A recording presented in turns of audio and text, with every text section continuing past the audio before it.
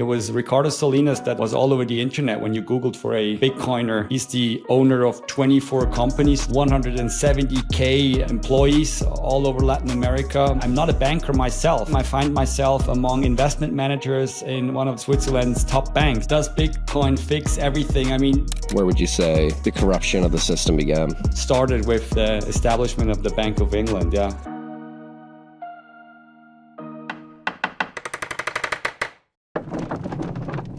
How can we tie tennis to Bitcoin? I think one thing you just said, it's a mental battle. It's you're all by yourself on an island. Yeah, that's true. Yeah, how can we tie it? How can we tie tennis into Bitcoin? Well, this is a great segue. We were just talking about tennis. Wimbledon final was yesterday. Sinner beat Alcazar, and Pascal was just explaining to me he's been getting into tennis, and it's a transition for you because you played soccer your whole life, team sport, high contact, moved to tennis, one-on-one mental battle.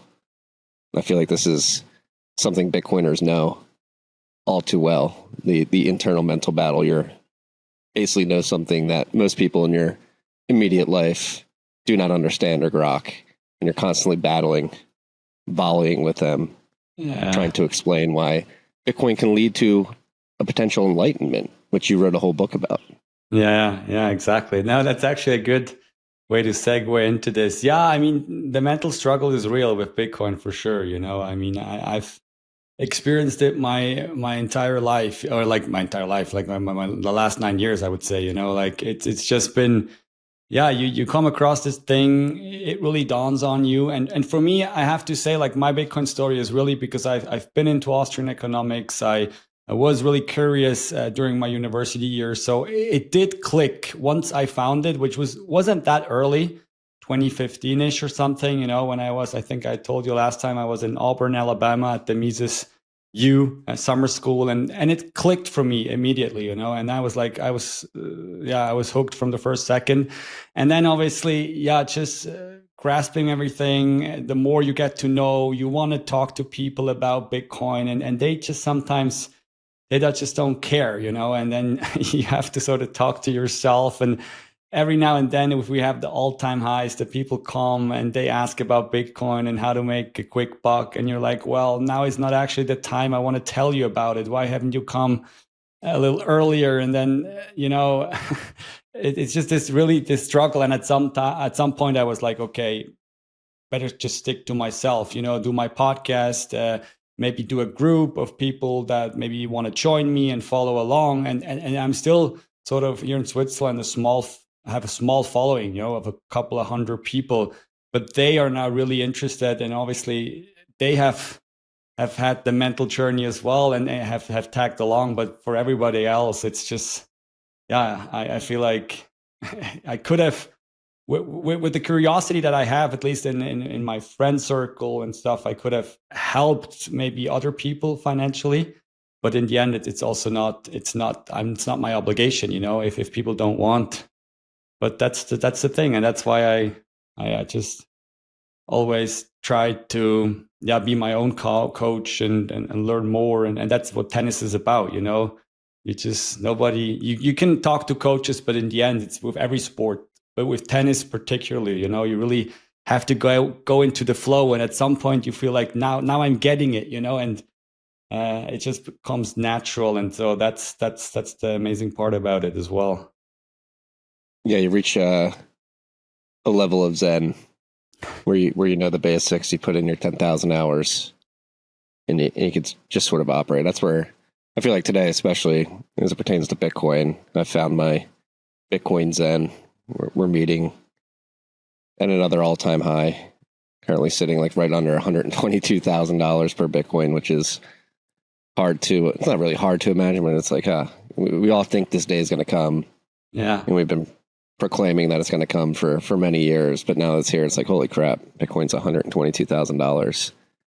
But I mean, the excitement isn't like, that's what I sometimes get, people who are close to me that are like, dude, you don't seem to be as excited anymore, as you used to be. And obviously this is probably also some sort of marginal return or declining marginal, not utility, but something is like, obviously when it was in 2017 and we had this first push, where I was involved, I was, like stupidly even making videos to some of my closest friends, like head banging my head to all the meme songs that we had. And I pull them up every now and then on my iPhone. They're like, I'm like, dude, what was I doing here? And nowadays it's like, that's what I hear, where's the excitement? And I feel like a lot of Bitcoiner, you and others for sure as well, feel that it's like, it's the vindication, obviously, but we're so mentally in this thing that we're like, it always had to come that way. It had to, the fulfillment was pre-programmed, so to say, and now it's actually happening. And so maybe, it's this meme, with the candle, you go like, okay, 122K, and now let's go. Next all-time high, when it's coming. Yeah, there's a diminishing marginal return on dopamine hits you get from Bitcoin pumps over the years. That's probably it, exactly, yeah. You get to your zen state, and it's like, okay, it's happening. Let's try to usher as many people onto the lifeboat as possible while we can, not be too pushy, but put the content out there. It is here if you want it, writing it. And that's what, diving fully and transitioning fully into the Bitcoin Enlightenment. I'm still waiting to get my hard copy, but you guys did have a chapter available on the Saif House. So I read that this morning, took some notes, and I guess let's just start before we jump into, maybe we can talk about chapter 4, The Economic Murder of God, but it's the book overall. You co-wrote it with Ricardo Salinas and one other gentleman whose name's Daniel Jungen. He's a Swiss fellow colleague of mine. Yeah. So you, Daniel, and Ricardo got together. How did you three connect? That was why this book specifically? Yeah, it's sort of a weird story. I mean, me and Daniel, we've been longtime friends. I've been in Bitcoin. I sort of maybe orange pilled him. One of the people I managed to orange pill because he has this natural curiosity as well. And at some point he was like, you're in this Bitcoin thing. Can you tell me more? And then he got interested himself and did his own sort of study and stuff. And so we've just been longtime friends. And then we started our journey as digital nomads, sovereign individuals, where me, my wife, and him, because again, he was just the one really tagging along. We asked some other people if they would join us on this journey, and he was the only one that would really come along. And so we went to all these different places all over the world, experiencing what Bitcoin culture is like in these countries like Pakistan, Argentina, other countries. And one of the countries was Mexico as well. And I was Googling to see if I could interview or talk to any interesting people who are in Bitcoin in these countries, And in Mexico, it was Ricardo Salinas that obviously was all over the internet when you Googled for a Bitcoiner, a real Bitcoiner, And I was like, wow, that's an interesting dude. Like, he's the owner of 24 companies still, His conglomerate is 170K employees all over Latin America, mostly Mexico, and I think into the US as well. And so I was like, really impressive that somebody like of his ranking and status could really have the time to also focus on Bitcoin and be that knowledgeable from what I read online. And that's why it piqued my interest. I reached out to him and his team and had to do a couple of rounds until they sort of figured out, okay, that dude knows one or two things about libertarianism, about Austrian economics, topics he's interested in as well. And that's why he then said, okay, you can come to the headquarters and we do an interview. And we did that interview with him. It got sort of viral on YouTube, went really well. And so that's why the book was born, because I then followed up and asked, would you be interested in sort of co-authoring a book with us? And he was like, yeah, sure, let's do this. And then we had a couple of more back and forths with him. In the end, we were the ones writing it, putting in the hard work in terms of like really doing the typing and everything. And we just spun a lot of the sentences and ideas in the books off of his sort of ideas that he shared with us. And we were just impressed, even though, as I said, he doesn't have that much time on his hand with all the companies. He's still pretty well informed and just an amazing dude. And so yeah, that's how it came about. And just for us, obviously, a great opportunity to do something like this with a person of his profile. Yeah. Yeah, and I mean, this has been a theme or a sub theme within Bitcoin for a while. But people, like, I truly believe that Bitcoin is one of the most revolutionary pieces of technology, specifically monetary technology, that humanity's come into contact with in quite some time in innovation, on par with the internet, steam engine, printing press, name your pivotal technological advancement over the last 2 millennia. And Bitcoin, I think, stands in the pantheon of those sort of demarcation technologies. And I do truly believe, and fix the money, fix the world is something we say a lot here at TFTC. It's outside of our studio in Austin. Bitcoin fixes this is a very popular meme, and I think it's one that when I put out there, it gets the most pushback. It's like, Bitcoin doesn't fix everything. Like, we're not going to fix. If we fix the money, it doesn't mean we fix the world. There's so many other bigger problems, and I agree. Bitcoin directly is not going to solve these problems, but I do think indirectly, falling back to like economics 101, positive and negative externalities exist as a concept. And I think the negative externalities that emanate from a broken monetary system do inevitably touch everything. And so if you can fix that problem at the core of the system, which is money is one half of every transaction, arguably the most important tool we use as humans. Like, if you can fix that core issue and turn those negative externalities into positive externalities, you can begin to fix everything. And I think getting to that point of understanding does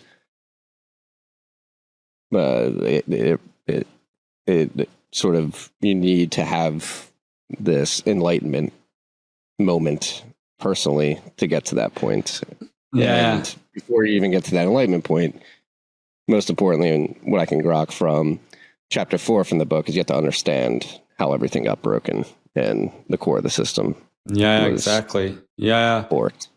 Yeah, no, that's true. Maybe to your point when it comes to like does Bitcoin fix everything? I mean, that's a question that I've been grappling with myself for quite some time, and even writing the book, like really, okay, on what levels does it really fix things, and maybe this is something I'm still grappling with, as I said, and even writing the book, like maybe sometimes Bitcoin get over their skis as well in terms of what it actually fixes, or I have to put it this way, I'm like, really had to, in the book as well, that's what we did, differentiate between different levels, the individual one, like where it can really for like individuals like me, you, and others, it can really say like fix stuff, and help them to turn a better life and stuff. Societally, I'm with you in the sense of like, if the core foundation is really broken, a lot of things emanate from that which are really bad. But at the same time, writing the book, doing the research, really digging deep into monetary history as well, and kind of figuring out how like amazingly big, or even like frighteningly big, the government's sort of grapple, or how would I say, strangle of money has always been. That's something that really impressed me as well. Money had always, the state always really had this overarching hand over money, and even though there's like two stories to money, with the market emerging money, governments always wanted to co-opt money, and they have always. And so, long story short, I'm still sort of at the point where I'm like, okay, will we really be fixing it on a societal sort of level, or is Bitcoin just really the tool that challenges the old system, but maybe never really supplants it? But I mean, that's maybe a story for another day, so to say. But that's why we also then really hard like separated the topics in the book, that we said, okay, we want to talk to the individual and really show the individual what has gone wrong, on a societal level, and then how he can really save himself. And then we do speculate about a little bit the societal aspects and where he might be going, but there we're a lot less sure in the sense of like, okay, hyper Bitcoinization will really mean that everything else, all the fiat currencies, everything will go extinct, you know. And so, yeah, that's sort of the separation we make in the book. But as you said, it's really important to really obviously then also show the individual where things went wrong and why he's experiencing what he's experiencing, you know, like, yeah, that's because a lot of people feel that something with money is wrong, but they just really can't really articulate. And that's what we try to do as well, yeah. Sup, freaks? This rip of TFTC was brought to you by our good friends at Bitkey. Bitkey makes Bitcoin easy to use and hard to lose. It is a hardware wallet that natively embeds into a 2 or 3 multi-sig. You have one key on the hardware wallet, one key on your mobile device, and Block stores a key in the cloud for you. This is an incredible hardware device for your friends and family, or maybe yourself, who have Bitcoin on exchanges and have for a long time, but haven't taken the step to self-custody because they're worried about the complications of setting up a private public key pair, securing that seed phrase, setting up a PIN, setting up a passphrase. Again, Bitkey makes it easy to use, hard to lose. It's the easiest 0 to 1 step, your first step to self-custody. If you have friends and family on the exchanges who haven't moved it off, tell them to pick up a Bitkey. Go to bitkey.world, use the key TFTC20 at checkout for 20% off your order. That's bitkey.world, code TFTC20. Sup, freaks? Guess what? We launched a browser extension. It's called Opportunity Cost, and it helps you see the true cost of everything in Bitcoin, convert prices to Bitcoin as you browse the web. Opportunity Cost automatically displays fiat prices in Bitcoin or sats, helping you think in a Bitcoin standard. It works on Amazon, Zillow, X, your bank account, QuickBooks. You can convert everything to Bitcoin. It's really cool. It's also 100% open source, MIT license. We don't collect any data.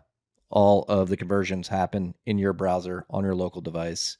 It's a great way to recalibrate your life and begin thinking in sats. Go check it out at opportunitycost.app. That's opportunitycost.app. And so if you were to try to pinpoint exactly where in chapter 4, you talk about 2 monetary sins, which is the creation of the central bank and the abandonment of the gold standard. Does the story of corruption of that monetary system start with the introduction of central banks, or does it even go further back? You're mentioning government control over money. Where would you say the corruption of the system began? Well, I mean, yeah, that's really hard to pinpoint in the end. As I said, I believe that human beings probably also crave some sort of authority and just some sort of fiat structure, and they have always, you know, and that's what I mean when we go back in history. But it never could really get out of hand until maybe the foundation or the establishment of the central bank, you know, and that's. When you look historically, exactly, governments, they were around, they were messing with money, you know, with different gold currencies that they sort of debased. We all know the story, you know, all the Bitcoiners know, and we delve into all of this and really try to show that this has been a historic constant for people who might not know this, you know, culminating maybe in something called the Great Depression or the Great Debasement. Sorry, that's what it was called, you know, in England, when some of the kings were really going full fiat already back then, you know, debasing the gold coins and the silver coins. And there's this interesting story, actually something that we learned from Ricardo himself, because he was always reciting this. It was really Henry VIII, I think, was this king back then, you know, and he was debasing the English currency back then as well. And people didn't know that this was happening. But then at some point they figured it out, because the coins, he would then really remelt them, obviously. And they had like a core which was out of copper and just sort of a silver coating. And because they had his face on it as well, on the coin itself, there was like this little nose that came a little further apart from the coin, so to say. And when that was rubbing against like the bags that the money was kept in, it came off, you know, the silver coating came off. And then you saw the copper coming here, the copper nose, so to say. And that's why this King Henry VIII, he went down as Sir Henry Copper Nose. And that's really when people figured it out that he was tricking them, you know. And so that was always the case. But it wasn't until the foundation of the central bank where this really got institutionalized, and we called it the first sort of monetary sin, exactly because then they really found a way to perpetuate, to continuously stealing from the public by having this entity that could finance wars, and then also where they could bring in the private sector as well, because the central bank, the Bank of England, was really this sort of private entity in the beginning, and it sort of merged then with the king, and it was this hybrid. And until today, we have these discussions going on, with the Federal Reserve in the US. Is it private? Is it public? But it's this weird hybrid thing, and this was already the case with the Bank of England. And so, for us, this was really the starting point, because everything else followed from it, the development of the bond market, the currency, the public currency, and it all is so instrumental in making this institutionalized money printing that we have possible. And so we called it and said it started with the establishment of the Bank of England. Yeah. Yeah. And the second monetary sin is the abandonment of the gold standard, which set us clearly down the civilizational path towards fiat. And you put a Nietzschean lens on it. Cutting gold's golden anchor is akin to killing God. So interested to hear you elaborate on that. Yeah, exactly. Well, exactly. I mean, the first sin was the establishment of the Bank of England, and this really had to then go a long way in establishing, as we said, public bond markets where you could really borrow from the public, and you don't have to go to all these private people again. And then you could also have the central bank secretly buying up the bonds and everything. So that was all going on. But obviously there was always this gold anchor remaining, and with every war in the US, and then also during the Napoleonic Wars and stuff, countries sometimes went off the gold standard because it was really this sort of hinge, or the shackles that was holding them back. And at some point, they just went full fiat, and that's what we then called the economic murder of God, in 1971. And Bitcoiners obviously know this all too well, but we then wanted to put a sort of a philosophical framing around it as well, because I studied political philosophy in university, obviously read Nietzsche, and was always interested in hearing what he had to say. And for me, he was really so visionary in the sense that he said, well, he was describing what was happening. A lot of people think Nietzsche is like an atheist and he was really against God. And I don't even know if he was, but I think he was just describing a system, and human beings were sort of fostering that. And the same is with money, and then there is this book where he writes about this dude with the lantern, that's what we quote in the book. It is this guy who runs to the marketplace and he's like, we killed God. Where will we find him? What will we do? And all the people laugh at that guy. And then he really rambles this amazing sort of text, where he says, who are we that we wipe away the horizon with a sponge? We kill the sun, no more anchor. We don't know, are we going up? Are we going down? Are we going sideways? And when I read this, and Nietzsche himself didn't, at least to my knowledge, make any connection to the money, but it all reads so clearly, and you could just apply it to the money, because that's what happened when we really unhinged fiat from gold, that something we hear today quite often, like, okay, is Bitcoin going up or is fiat going down? We don't know. It's sort of the price signals are all distorted, and so I think even Nietzsche unknowingly called it. And the same we quote Dostoevsky, another guy, a Russian writer, who said, like, if God is dead, everything is permitted, everything is allowed. And obviously it's the same. If gold is gone, then fiat is full fiat and everything is allowed. And then we see what springs from that. All the meme coins, all the shitcoin trading, all the companies that have no value but trade at immense highly PEs and stuff. So yeah, there is a philosophical angle to this for sure. And that's what we tried to explore in this chapter 4 that you mentioned. No, and I was very happy to see for that thread in chapter 4 when I was reading it, because independently last week when the price went up to like 118, I tweeted out like, this is great. When the price goes up, obviously it feels good as an individual Bitcoiner because you're being validated, something you've been screaming for the rooftops for myself for the better more than a decade now at this point. Like, it is being validated in real time. But more importantly, the price signal is a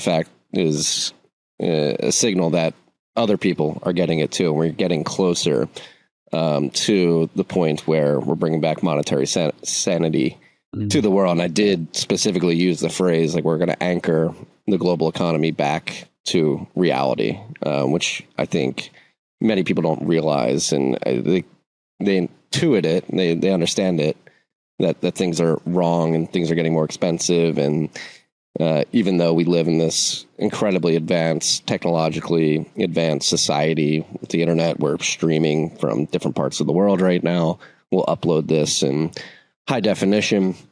Later on, it'll be distributed globally, and the cost to do so is very low. But even so, there are still these negative externalities that have emerged throughout society. You see them in deaths of despair. Here in the United States, how unhealthy people are.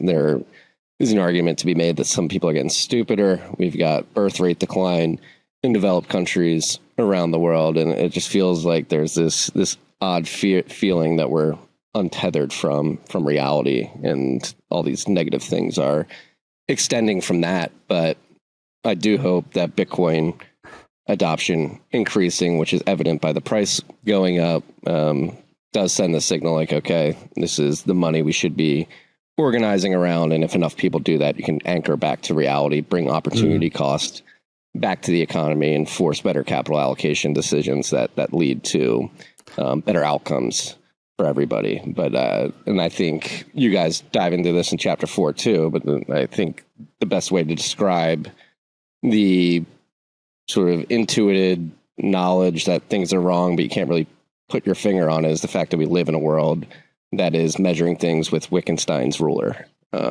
which is something that you guys write about. And yes, it's hard to be anchored to reality when you have the measuring standard of things. The decision, the ruler that you use to measure the inputs that you base your decisions off of is constantly changing. So that leads to bad decisions at the end of the day. Yeah, exactly. Yeah, because of this economic murder of God, because like the foundation or the monetary truth or reality was sort of murdered, we then entered this age of monetary relativism. That's what we call it, and that really follows from it. And it's this Nassim Taleb quote, the Wittgenstein's ruler. I mean, he elaborated on this on his book, and it's sad to see him nowadays shitting on Bitcoin as well, but because he would be among the ones who should really get it. But he had this quote, saying, like, really, I have it here up, unless you have confidence in the rule's reliability, if you use a ruler to measure a table, you may also be using the table to measure the ruler. The less you trust the ruler's reliability, the more information you are getting about the ruler, and the less about the table itself, and that's exactly the problem, and so it's really like if you have sort of if you wanted to measure the length of a meter stick by using a rubber band, that's the same thing, because the rubber band is just too elastic, and so you don't know in the end, okay, what is it, how long is it really, what's the right measurement, and so there's all these sort of analogies that you can in the end draw. I mean, we had now this cover, you can see, it's really like the dark age enlightening. We also had the idea of a lighthouse, maybe with Bitcoin being really in a roaring sea, because that's the other thing. Like, if you are on a roaring boat tossing in the high seas and up and down, and then you don't really know, okay, what's up, what's down. You need some sort of lighthouse, which is Bitcoin, absolutely scarce, so you can measure things against. And it's just amazing that this nowadays exists, and people like you and others are building these. I don't remember the name, but this add-on that you can now use to measure everything against Bitcoin, and I think that's so important for people to really figure out what's happening here, and now we have it. We can actually do this, which is amazing. Yeah. Opportunitycost.app if you want to add the add-on or extension to your browser. It's crazy. I've been in Bitcoin for a while now, and it wasn't until I built the extension and started using it, like even myself having been in, it is jarring when you price everything in Bitcoin on the internet. It really does induce that sense of, okay, I need to make sure that I'm really honing in on my expenses and making sure that I'm saving in Bitcoin as much as possible. Yeah. No, and I mean, maybe just to add to this, in the end, this is really the problem. If monetary relativism, you don't know what's happening, then again, a lot of things will follow from this, and we have this other subchapter in chapter 4 where we talk about the financialization of society. Also not the first to do this, but we just wanted to really right on show that there's so many things which are also criticized by many fiat people on the left, like in terms of companies who have their main business is nowadays not their actual business anymore, but some sort of financialized department that they have. And that's where they're getting all the money from. It's so a lot of car companies are actually not selling cars, but they are doing car mortgages and loans, and that's where they get the money from. Or Macy's is a store that when I was in the US, obviously I know it, the department store, as far as I know, most of their money is coming from another business, which is sort of then also tied to financial credit and everything, and there's many other airlines is the best example, that you can point to. Which is crazy, and so this is really the financialization, and then a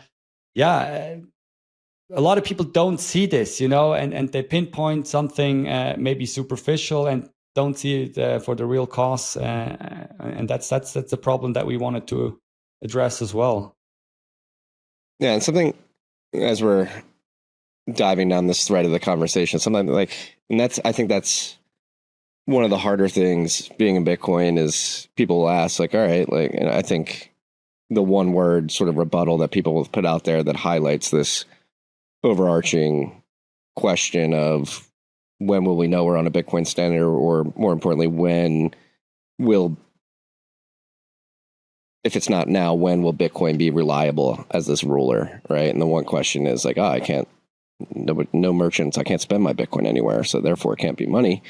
But that's something I wonder, like we're sitting at $122,000 now, at what price point, at what market cap, at what level of merchant adoption will we know that Bitcoin is a ruler that can be dependable to make long-term economic decisions about? I think for long-term savings, it's obviously dependable. Maybe it already is a better ruler than the fiat system, but during this adoption and monetization phase, how do you sort of know when you've crossed the Rubicon of Bitcoin being the standard ruler that you can be comfortable with? Does that make sense?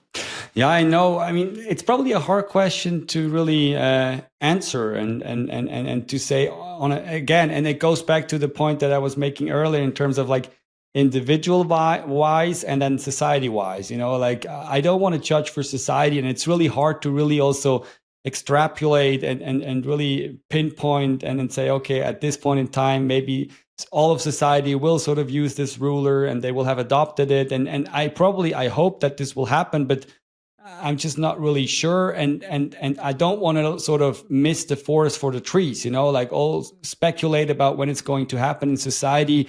But I should be, and that's another quote that we have in the book, like Bitcoin be the change in like all the Bitcoiners should be the change they wish to happen in the world. They should something like borrowing from Muhammad Gandhi, But I mean, that's what I see for myself, and I would say personally, it already in a lot of ways is my standard that I go by, in terms of like the easy thing that we heard with consumption. Am I going now? Will I do that type of consumption? Will I consume that, or will I forgo the consumption because I know I could put it somewhere else? And then also, in terms of like a bigger stuff like a house. Should I now go for this, or doesn't it make sense to maybe wait another year and have a longer time horizon there? All these type of things. I mean, that's where Bitcoin for me is already very, very valuable and probably my standard. And the more people that adopt this, I mean, at some point we might reach this societal point where it's actually there, but it's probably really hard. We will only know in hindsight, probably some historian will only know in hindsight and can then tell, okay, this was the time everything switched. We are that sort of in the midst of it all. We probably don't have the ability to really zoom out and say, okay, now I think it switched, and it's just a gradual process. Market is really a process. It's not like this 0 or 1 thing. It's probably just, gradually still, and not that sudden. But I mean, sometimes we have the sudden phases. Like now. Yeah. No, it's similar to like great wars throughout time. You don't really know that they've started once they have started. It's only in retrospect where a historian goes back and says, well, actually, World War II started here. World War I started here with the assassination of Franz Ferdinand. I don't think at that time it was like World War I is on. It was like, oh, Franz Ferdinand got assassinated. Things are getting heavy. And then things escalated. And in retrospect, somebody comes in and is like, yep, that's when World War I started. Yeah. No, probably that's a good analogy as well. Yeah. At $122,000 Bitcoin, the boom is still just beginning. Are you positioned for the decade-long rush? On July 22nd, Tur Demeester joins Unchained for a live session. The boom is just beginning. You'll get a full macro briefing and a brief intro to how to properly secure your Bitcoin for the long haul. Register now at unchained.com/TFTC. That's unchained.com/TFTC. Don't sit on this, freaks. Take advantage of this alpha. What other, like, if you were to sort of think of the book that you've written and think of like the one overarching message you're trying to get through to the audience, to the readers reading it, what would that be? Well, yeah, that's the thing. That's what we were discussing internally as well. Like, what is the overarching message? I mean, in the end, it's probably several messages, because we wanted to also write a book that's accessible to different groups of people, to some hardcore Bitcoiners. And that's why we have some of the historic chapters in it as well, where it really goes deep, as I explained, with the Bank of England and everything. And so that's really the Bitcoin nerdy stuff. And then we have chapter 4, where it's probably more to the average Bitcoiner, or appealing to it, as we said, describing really what's happening here, and then where you can also really relate, and maybe not only the average Bitcoiner, but also then the average person, the millennial, the Gen Z, these people. I mean, we go into all these sorts of problems nowadays that you struggle with, if you are a younger person or even a millennial like me, looking for housing and do we even get a house? Isn't it too expensive? But then at the same time, we also talk about, okay, is it all that bad? Because that's what I'm hearing from my boomer friends, my dad, who's sometimes like, okay, you can't complain. You just traveled the world, met up with this Mexican billionaire, something I could have never done, and you tell me you live in a world which is worse than mine. And I'm like, okay, that's actually true. I see what you mean. It's probably not that black and white, and so that's what we try to address as well. But in the end, I think the story is really comes down again to this individual thing. Like you can understand Bitcoin, you have to understand it on a foundational level. Also, what it does to society, really what it does to everything, your surroundings around you, that you maybe get a better understanding of, okay, it's maybe not me, it's not others, it's really the game, which is sort of rigged. Again, this quote, don't hate the players, hate the game. And from there, but then like, okay, what can I do? Okay, I can save in Bitcoin. I can at least partly opt out and live a better future. And that's what we ended on with the book as well. It's not one of these books which is then everything is going to burn, fiat go to hell. But it's more like ending on an optimistic note, that we're saying maybe, yeah, Bitcoin is here to make the world a better place, even make fiat great again. Maybe that how polemically how we say it in the book, and so yeah, we also dive into what's happening, on the banking front with a lot of institutions getting online, helping to build Bitcoin into their products and offerings and stuff. And so yeah, that's what we wanted to address as well. So yeah, and it's probably also in Ricardo's interest because he owns a bank himself. He has the companies. I mean, even though he is a true Bitcoiner, he knows that there's another world which is also still spinning. Yeah. And I think two things there. Don't hate the player, hate the game is very important to recognize. Opt out of that game and into the game of Bitcoin where the rules are transparent. You can audit them yourselves and have a high degree of certainty that they're not going to be changed. And so you can sort of base decisions off of the rule set forth in that game pretty confidently.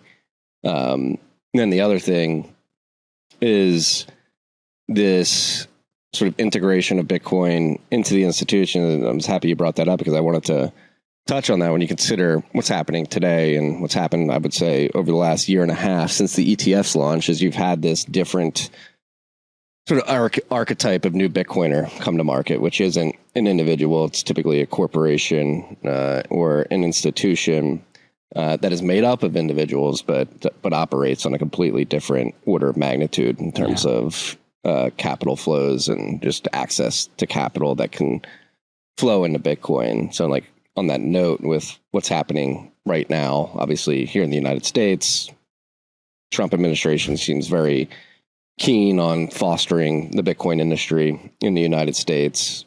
Executive order for a strategic Bitcoin reserve. Nothing's been passed and enshrined into law yet, but they're saying they want to accumulate as much Bitcoin as possible.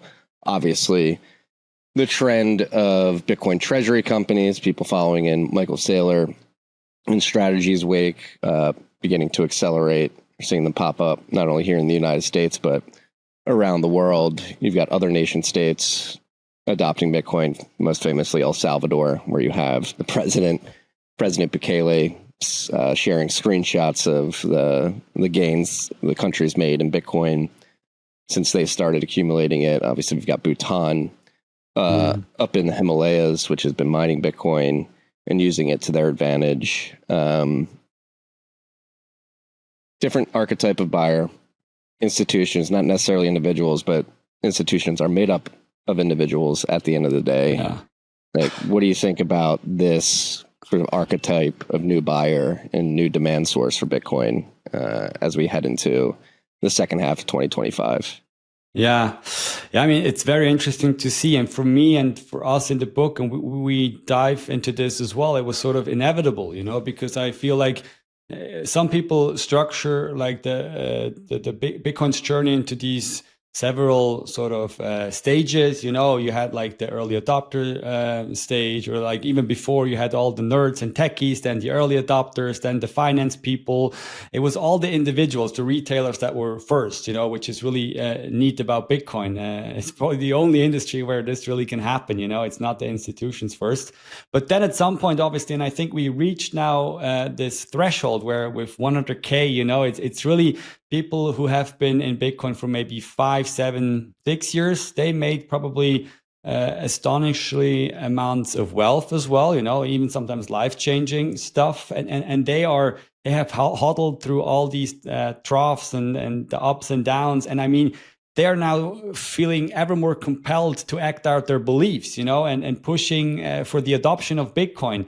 And now with Strategy having shown this playbook, I think this is what we're seeing across different spectrums of institutions, like really people, the Bitcoiners themselves, who maybe have even come into positions where they can sort of move the needle inside companies. I myself are sort of a person. I mean, I'm not a banker myself. I never studied finance at university, and here I am. I find myself among investment managers in one of the Switzerland's top banks, as a Bitcoiner. And I can now also try to drive policy, even though within a bank, it's still sort of hard, because there are all these regulations. But yeah, there's other examples that I can point to. Like for me, Dylan Leclerc is like the best example. You know, he's like this guy, really young, coming from the trenches, so to say, and is now moving the needle with Metaplanet, and I think that's what we're seeing. We will keep on seeing this. That's why I believe there's so much more to come on that front, because just a lot of people, a lot of Bitcoiners who want to now use this leverage that they have, and then the amplifier are the institutions which can do everything on a greater scale. And that will amplify everything with all the bads, the pros and cons, I guess. You know, I mean, when it comes to these Bitcoin treasury companies, I'm not sure. This is probably also somewhat overhyped, you know, and at some point some will die again. I mean, I just have anecdotal evidence again, but I mean, I'm now also being asked to be an advisor to some companies that want to start in Switzerland, you know. And I'm just a small Bitcoiner, maybe here in Switzerland, some sort of expert, but I have a small following. But the case, or the fact that they're now asking me, kind of shows me, okay, I'm not proficient enough, but they just want to maybe have somebody who can slap a pretty face on. Yeah, exactly. And source some attention and stuff. And so this sort of is anecdotal evidence for me that we might be in the stage where these things are getting overhyped. I also believe that maybe in Switzerland, a Bitcoin treasury company might not make that much sense after all, because when it comes to buying Bitcoin, we're world renowned to be among the best places, you know, with the banks where you can already enter. We have like all the ETPs from very early on. We have no capital gains on Bitcoin. So no real moat that you will have as a Bitcoin treasury company. And I believe it's probably they're similar with other countries, and with some it's not. You know, in the US you have strategy; they really have like their edge, or it seems like.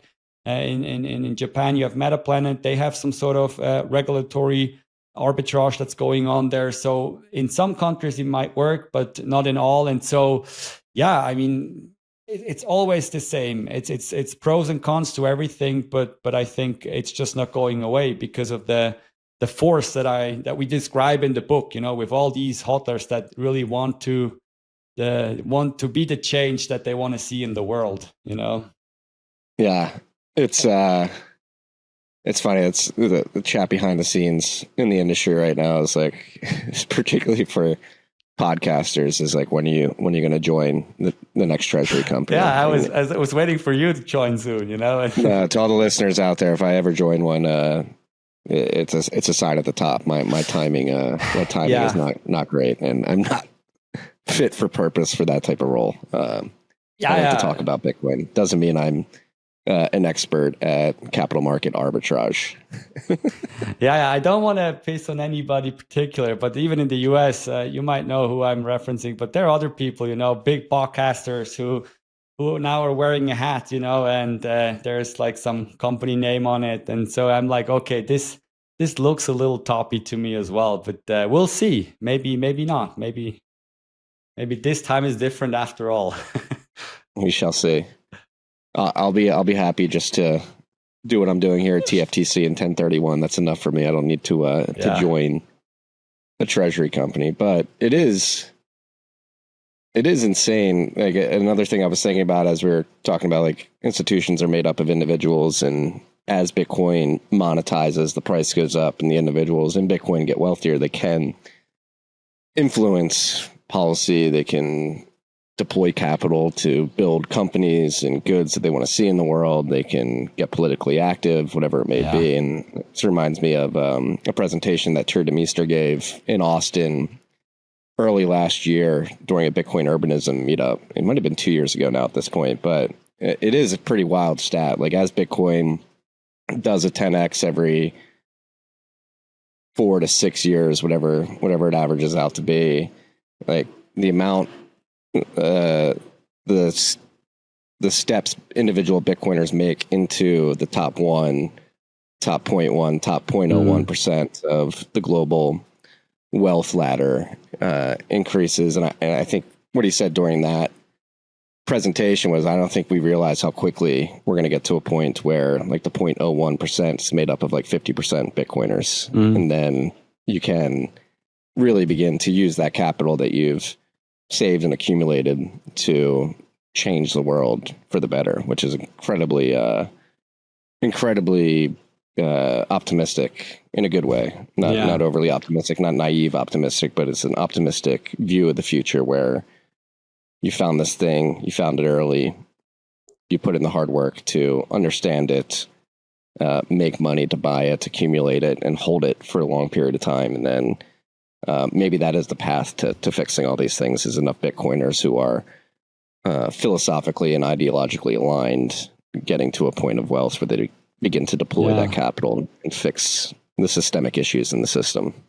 No, that's a great point. And I mean, I know what talk I think you're referencing by Tour. I think it was put online as well, and I watched it too, because I think it's a journey that many Bitcoiners will go through as well. You know, I mean, I'm going through this myself in terms of I'm a true libertarian at heart, you know, and so when I first discovered Bitcoin, I was like, okay, this is really something that helps me not to care about politics anymore, you know, and to some extent it does. It gives me some reassurance, you know, also when it comes to the portfolio that you have, you know, like, okay, maybe what all the clowns are doing out here, maybe it might not affect me that harsh, you know, because I have my secret stash here, and at least this is giving me some reassurance, you know. But then at the same time, I feel like it can also be a little naive, you know. I just saw this post a couple of days back by Max Kaiser, you know, and again, he wrote a praise for our book as well, because he's good friends with Ricardo, and so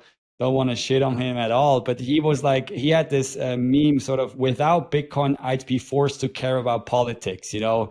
That's what he posted to some other thing that he was referencing, and I was like, yeah, maybe if you are that well off like him and you can escape to El Salvador, that's true. But maybe it's not true for everyone, not even for every Bitcoiner, you know, because at the margin, some might not be as well off as him. And so maybe that's where I'm then questioning myself again, you know, so maybe it's not that good. It wouldn't be that good if all the Bitcoiners just really retreat and don't care about. And luckily, I think that's also not what we're seeing, because as you said, in the US, you have I think the BTC Policy Institute, all these institutions that are picking up as well. I see it here in Switzerland as well, all the institutions and entities that are being founded to really influence politics in some way. And then you also have the resources by now, you know, because usually, like all these political groups, all the libertarians, they didn't have that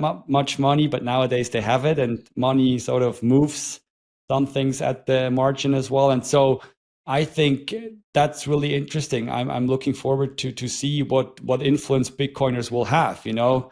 I'm just reading this book, Satoshi's paper by Natalie Smolinski, and in the beginning she references all these acts in the US that you guys put through, like sometimes even behind closed doors, sort of the Patriot Act, the Anti-Drug Money Act, whatever act there is. I don't even know. You might know it better than me. The Bank Secrecy Act. Yeah, the Bank Secrecy Act, all these acts, you know, and she's also in the book, they're like, okay, maybe Bitcoiner will have the financial power, the interest, the stamina, everything else to reverse these things and go up against this. And so that will be very interesting to see. And that would, as you said, to your point, make the world a better place, at least in our eyes, probably. And so it's going to be interesting how that pans out as well.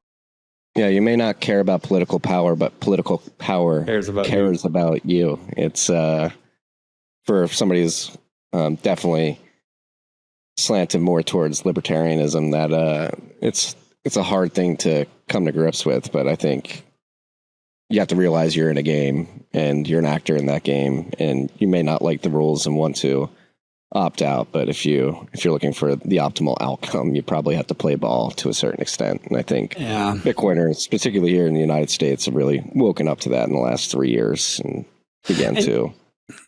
And I think it's also very important, because one other thing that I learned when I was researching and then writing the book, I went full deep down the rabbit hole towards MMT, you know, like modern monetary theory. I mean, I always knew sort of what it is. I studied Georg Friedrich von Knapp, you know, which is like sort of the founder back in the 19th century and stuff. But researching the book, I did this deep dive on MMT, and I found it so fascinating. Even though I'm not sort of fond of their conclusions, I feel like these guys, they're spot on when it comes to describing today's system. I think you had Mel Madison on just a few weeks ago, and I had an episode on my podcast with him as well, where we were discussing that Trump is really sort of following these MMT policies, and so I found this so interesting because like they're like these MMT guys. I don't know. Have you seen the movie Finding the Money?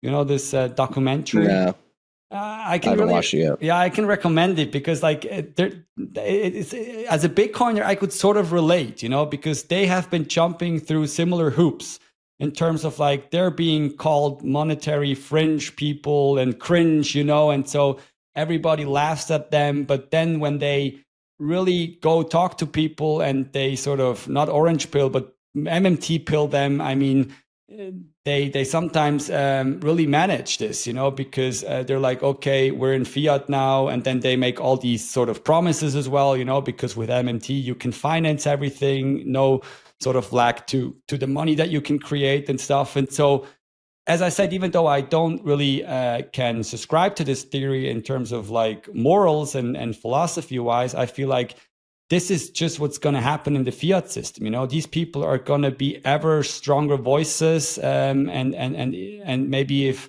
at some point Democrats are coming back to power, I mean, they will be all over their ears, and so it's all the more important that we have Bitcoin, because in an MMT world, I mean, control and everything is just going to be a lot harsher, and that's why it's even more important that we have the Bitcoiners who take to the stage as well, and then sort of try to refute them as well, you know, and have some counter arguments ready, because I think this theory is gaining a lot of momentum, and it's just because, yeah, it's they're promising la la land, you know, to everyone, and that's what people want to hear in the end, you know.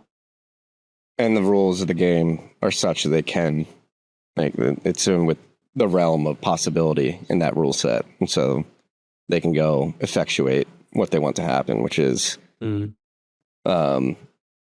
unnerving, because like you said, I don't agree with it morally, philosophically, and it's basically like an admission. We become completely untethered from reality, and so once you do that, here's what's possible. You can, the debt doesn't matter. You can finance everything. Exactly. With newly printed dollars. And then you just tax them out of the system.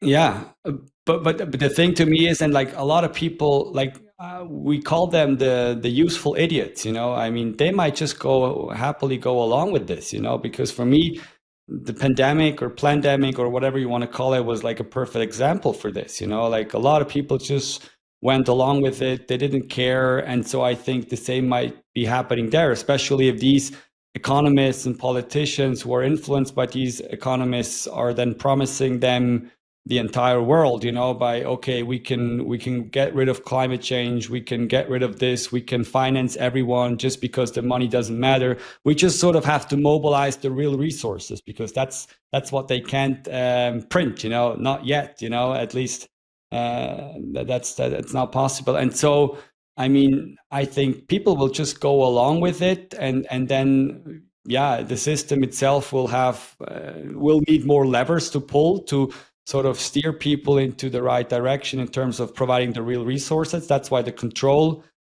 screws will probably be tightened, you know, but I could imagine people go along with it, because like both of the systems sort of have these useful idiots, you know, like the traditional one has these with the people going along.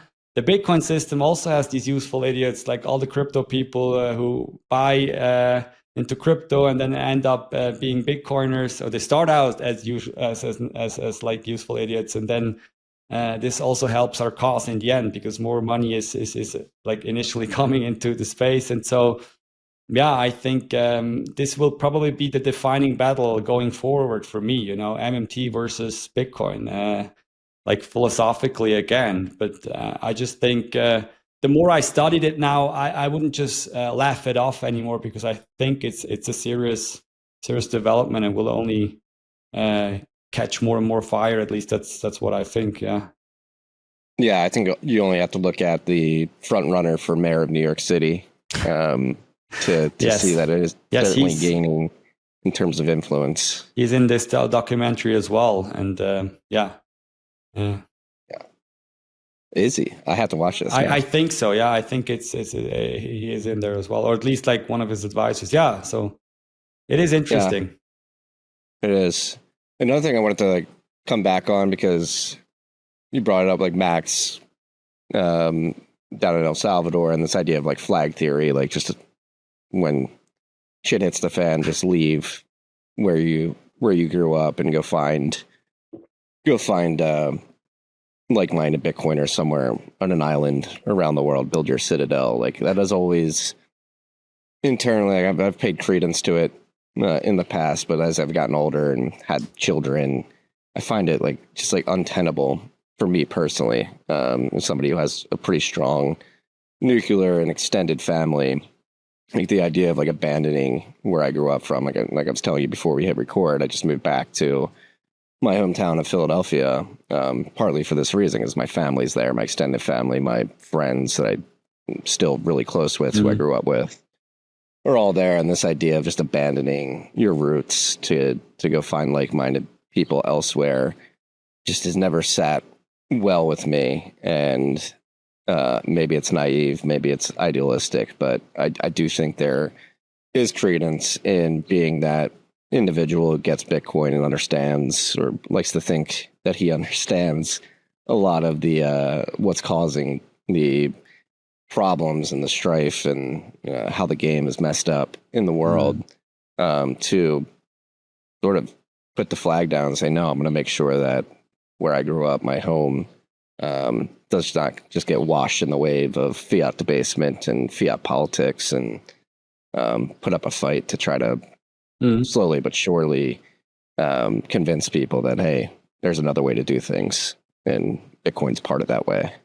Yeah, no, that's greatly said. I mean, I was going through the same thing. As I said, the book came about because we were traveling as sovereign individuals / digital nomads. And we were really sort of unregistered from Switzerland, so like no strings attached. We wanted to really live this life, but after 2 years, we figured, yeah, it's tough. As you said, I'm also well rooted with family, extended friends, and so I'm like, wow, if you can really pull this off, I mean, I'm impressed. I have now some digital nomad friends who've been doing this for plus 10 years, and so it's crazy. But if you then, without again calling anyone out, but if you look at these people, they're living all by themselves. Usually they have no wife, no family, and just traveling. And so, yeah, maybe if it's for you, then it's okayish. But like, I'm probably similar to you. I couldn't do this. And so,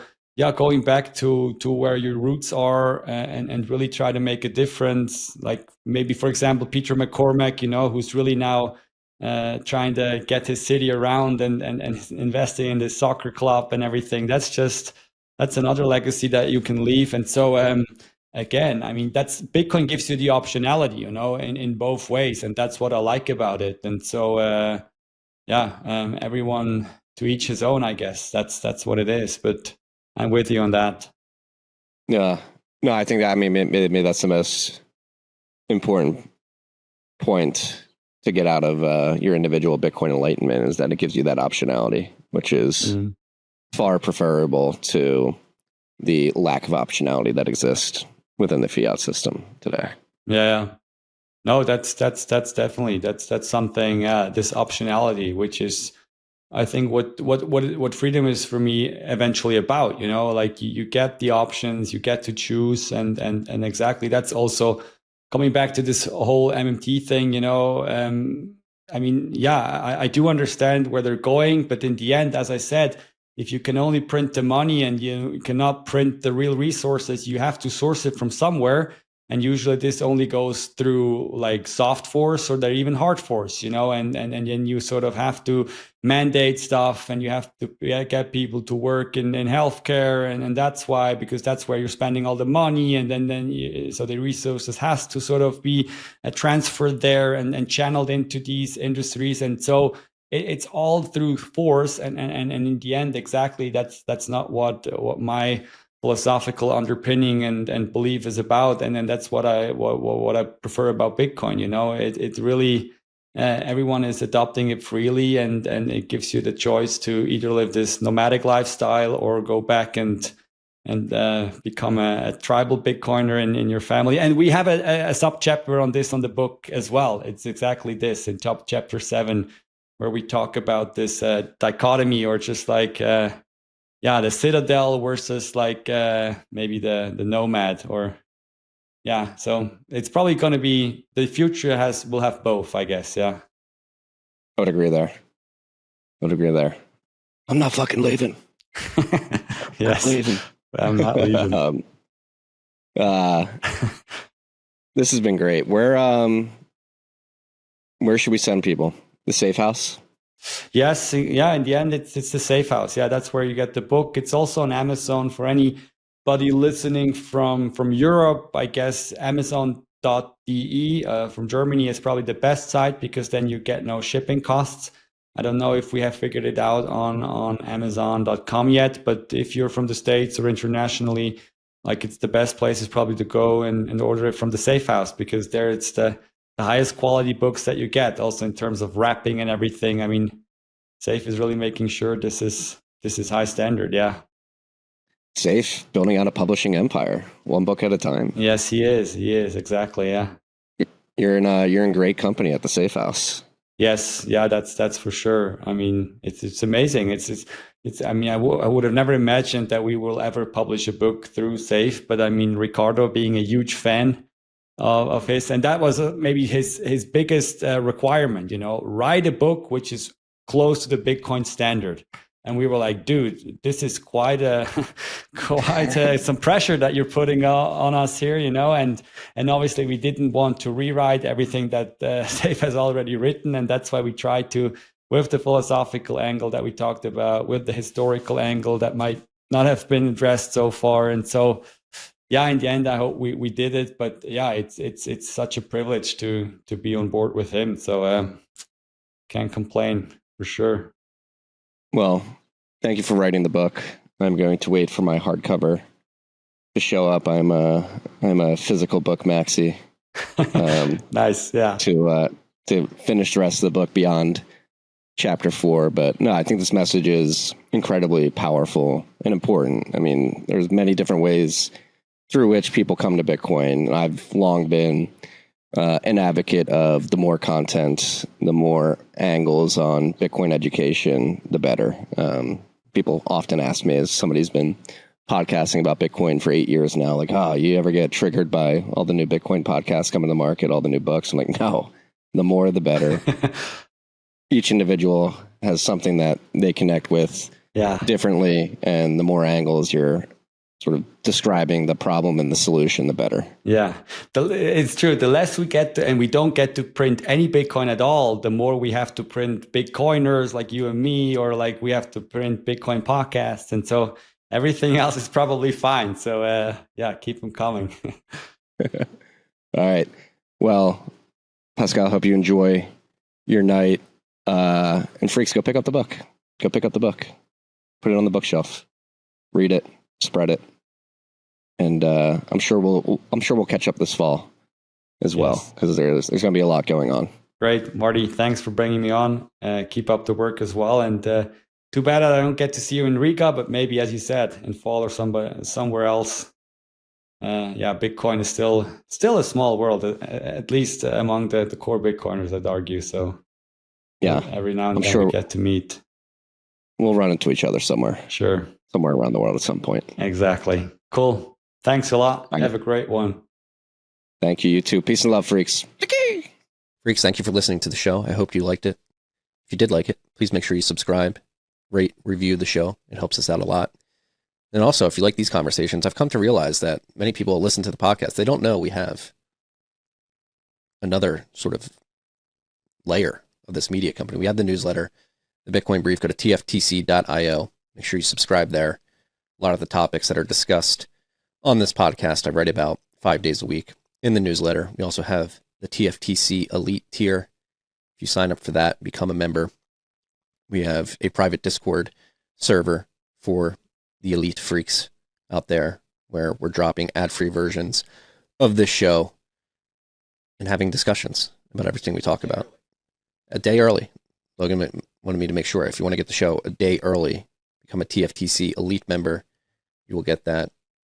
We have our Discord server. Right now it's conversation between myself and TFTC elite tier members, but we're going to expand that. We'll probably do closed Q&As with people in the industry.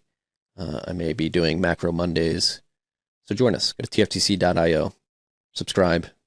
Find the button in the top right corner of the website. Become a TFTC elite member. Thank you for joining us. Okay.